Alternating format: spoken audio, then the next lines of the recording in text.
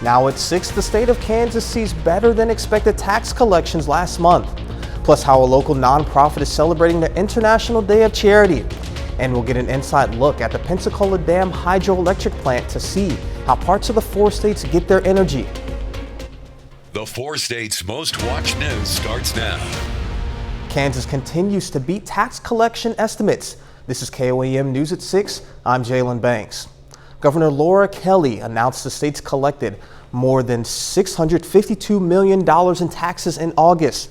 That's about $11 million more than the estimate and $23 million higher than collections during the same period in 2021. Individual income taxes, corporate income taxes, and retail taxes were all higher than expectations. Governor Kelly says it's because of strong revenues and fiscal responsibility. In celebration of the International Day of Charity, KOAM's Yana Haldala visited Joplin's Ronald McDonald House to discuss the importance of the houses worldwide. Ronald McDonald House here in Joplin has been helping families for 24 years now. We stopped by to talk about the importance of this home away from home. This location serves people from Mercy and Freeman hospitals. The families may, as an example, have a baby delivering early or their child got into a car accident, which requires them to stay close to the hospital. Now they're usually going through a period of time that's not easy, and it's very helpful to them to have a place that they can call home when they're away from home. Ronald McDonald House of the 4 states is part of a worldwide service. They have over 400 similar houses all over the world. In addition to houses, they have family rooms in hospitals as well as mobile homes that serve different cities. War in Ukraine, that is really the majority of how our international families in that area are actually being served, and that is through that mobile unit called a Caremobile. The house in Joplin can serve 9 families at a time. How long the families stay only depends on how much time they need. Families can stay here one night. Our families have been with us for as many as 129 nights. So it all depends, but during the time that they stay with us, we try and provide all the resources that they need. Our house is unique here in Joplin in that the house is actually operated 24/7 with over 100 volunteers who give of their time. Volunteer Deborah Kelly is working on a project for the Big Red Shoe Run on September 24th. According to her, a lot of families come back for the event. Sometimes they even start volunteering at the house themselves. It's really nice to hear how much they appreciated their time here. In Joplin, Yana Haldala, KOAM News. You can find the link to get more information about Ronald McDonald's 10th annual Big Red Shoe Run on our website at KOAMnewsnow.com. Well, in Yana's package, those shots look like a pretty pleasant day. Sam, what do we have? Yeah, it's been a pleasant Labor Day across the entire 4-state region. We do have a few showers, though. You can see on this satellite view, mostly fair skies today, just a few cumulus clouds. But some of those cumulus developed into thunder showers. Let's zoom down and show you a little bit closer in view. Down in Benton County, Arkansas, you can see from near Pea Ridge over to Bella Vista, over to Gravette, and there was another shower over there just west of Jay.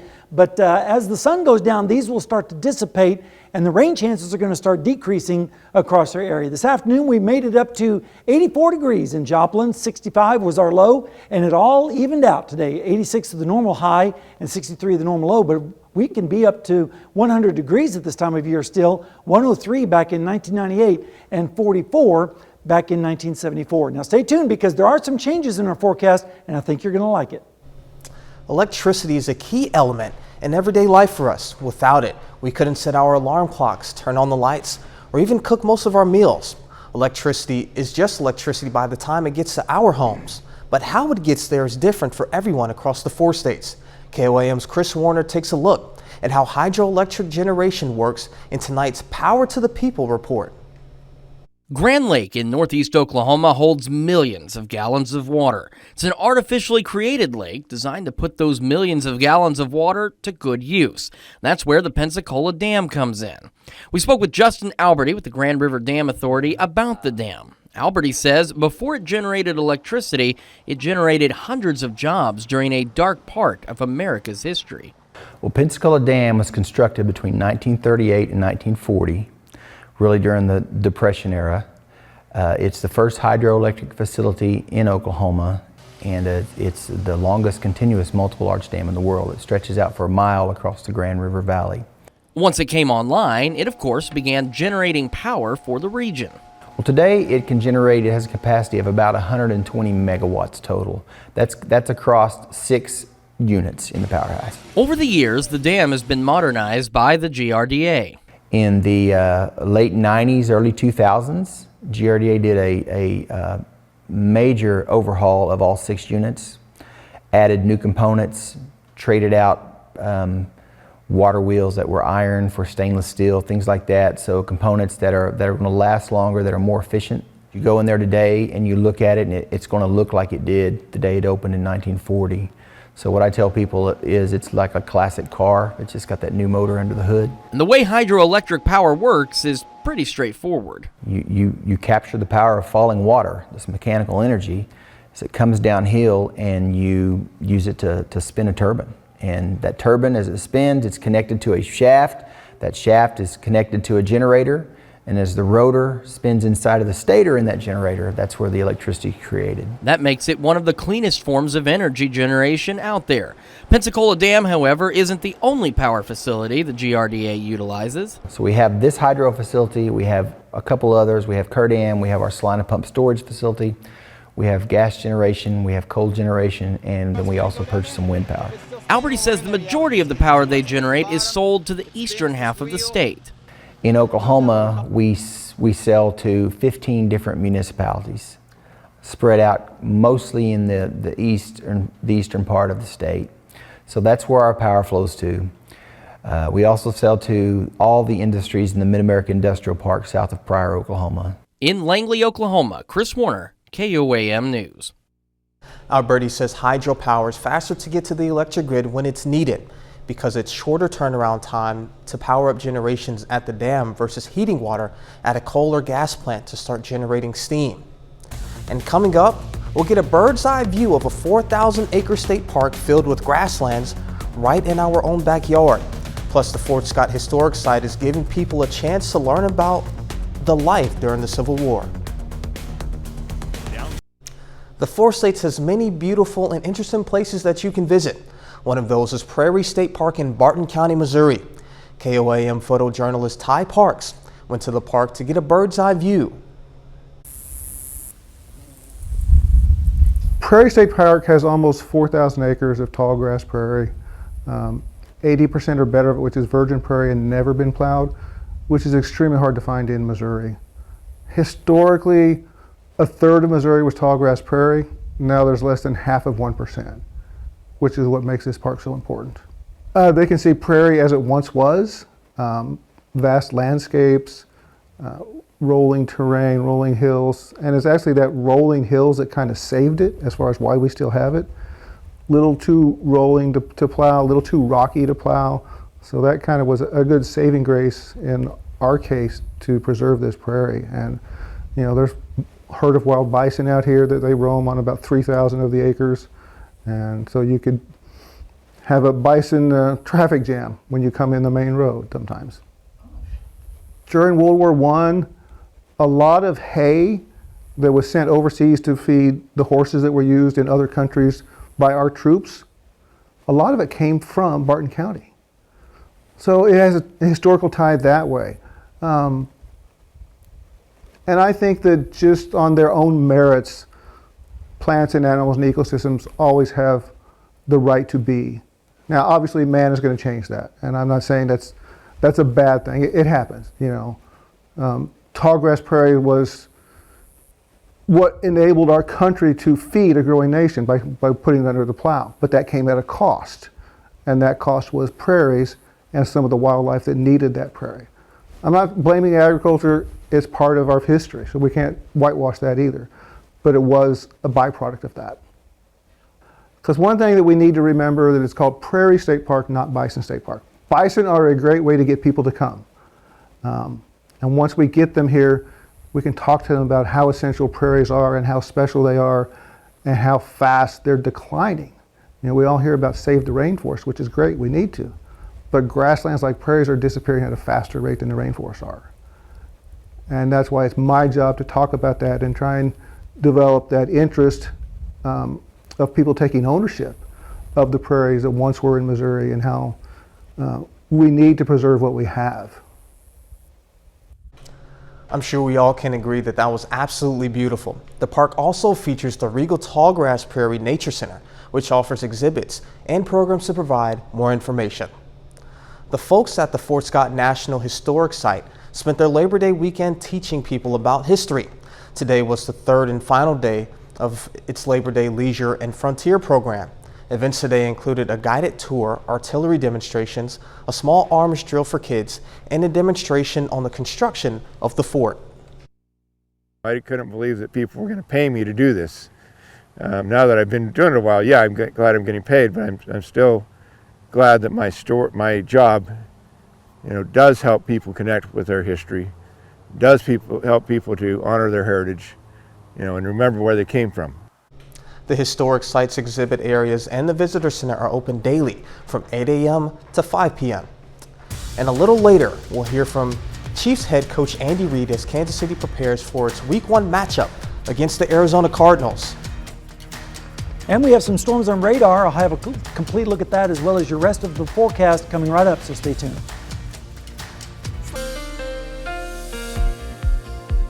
Well, the last weekend of summer is coming to a close, but it's going to feel like summer a little bit longer, and you'll see that in the forecast. But let's enjoy the nice, pleasant weather we have this evening. You can see outside down in Seneca, Missouri, we had last hour some towering cumulus clouds in the background, but those have now dissipated. And that's going to be the case as we go through the evening hours. These thunder showers that have popped up will start to dissipate. And we're looking at a pretty pleasant evening shaping up across the area. Here's a look at radar. You can see there are a few showers still over in northwestern Arkansas and Benton County, but those, like I said, are going to start to dissipate once the sun goes down. Temperatures right now are in the lower 80s in Joplin, even some 70s showing up, 79 in Nevada and in Monette.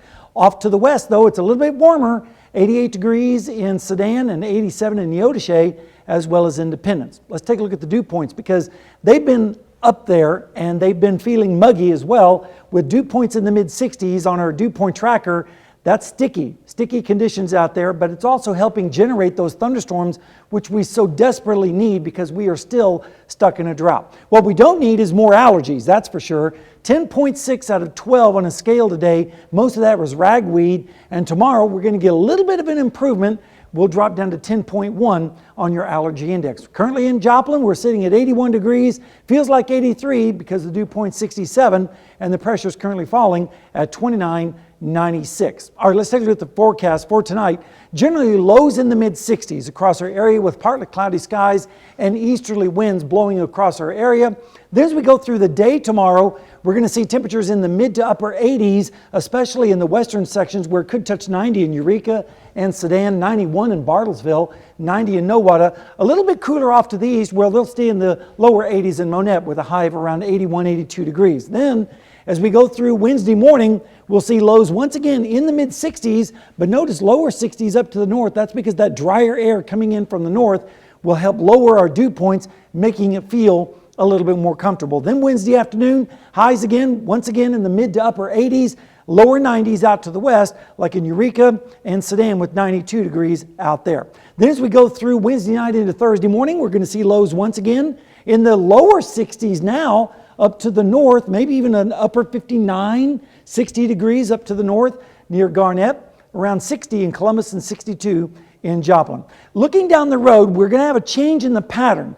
Right now we have an upper level low that's been sitting over us. That's going to move to the south, but then as we go through the weekend, we have two systems that are going to merge together over our area, and then it's going to slowly move off towards the east, and that means a change in our overall weather pattern, and that means a taste of fall is going to start to come in here. How much? Well, let's look at the forecast. Next 7 days, 88 tomorrow, 90 on Wednesday, 91 on Thursday, and then 90 on Friday, but then a change next weekend with a high of only 79 by the time we go into Monday with a chance of scattered storms. So a taste of fall is right around the corner.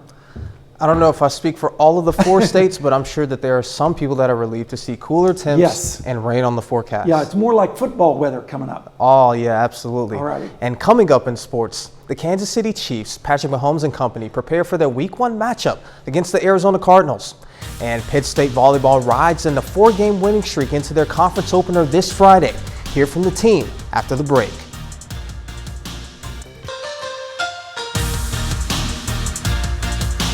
Pitt State Volleyball is coming off a very successful weekend. They hosted the Gorilla Classic and went 4-0 in the tournament.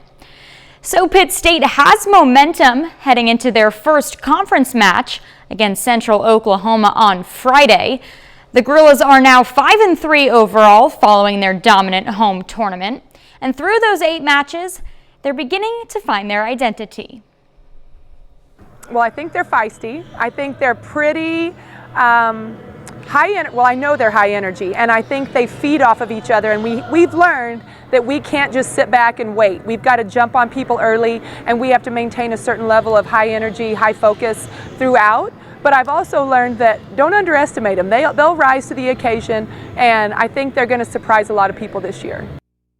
The St. Louis Cardinals stay rolling into September. In their last 10 games, they're 8-2 and have outscored their opponents by 23 runs.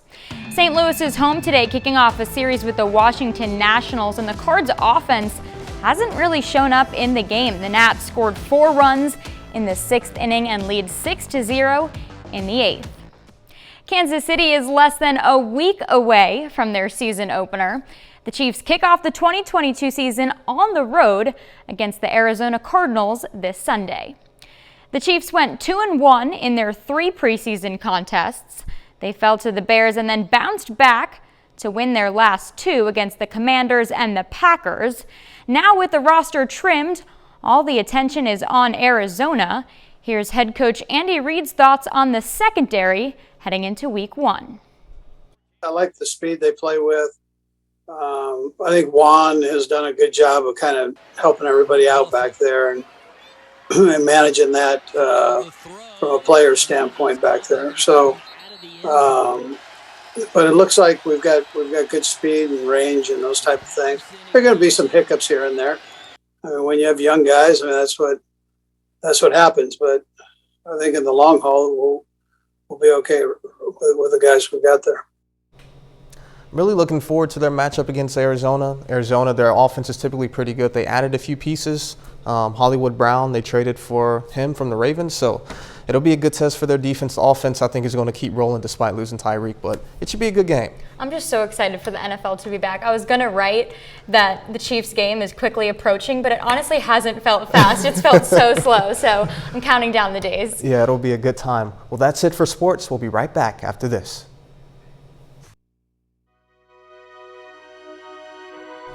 We take time now to honor a local veteran. John Henry served in the U.S. Army from 1941 to 1945. The Joplin native was stationed in Normandy, France, as a part of the artillery unit. He received 2 bronze medals. We salute you, John Henry, our 4th state hero. And here's a look at what's coming up on the KOAM News at 9 on Fox 14. We'll have the ruling of a federal judge on the former President Trump's request for a special master on the FBI's raid at Mar-a-Lago.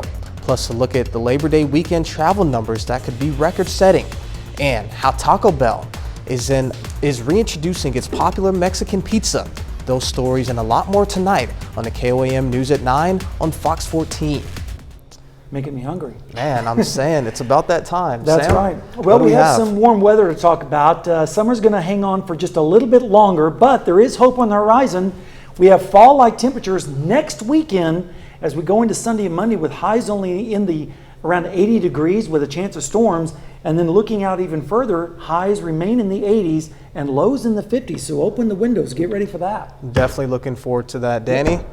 Royals play tonight as well. They begin a series with the Cleveland Guardians, so we'll have more on that at 10. Yep. All right, sounds good. Well, thank you for watching. We'll see you right back here at 10. Let's make it a great evening.